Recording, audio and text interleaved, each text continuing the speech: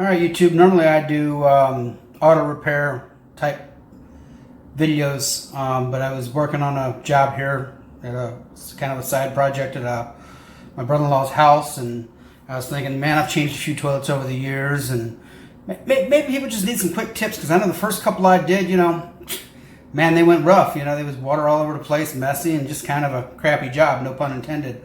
So I was doing this one, and I thought I'd give you guys a few tips. So here it is. I'm going to try to switch around the camera here.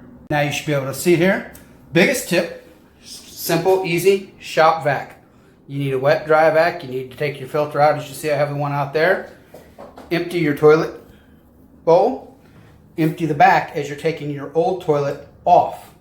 Next biggest tip I found, I fought with wax rings over the years because, hey, it came with the toilet. It's got to be the best product. I don't normally do product promotions or anything on my channel, but I got to tell you, the one that I use every time now is better than wax. Used it on my house. I've had to go back and remodel the bathroom a couple years later.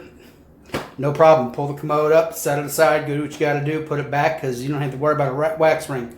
It's reusable, reseals, good as gold. A couple other funny things I thought here. You'll notice this is an American Standard toilet.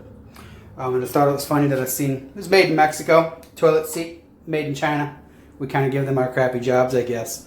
But all in all, there's a toilet installed. There's another quick video, a couple quick pointers. I hope it helps somebody out there. Thank you.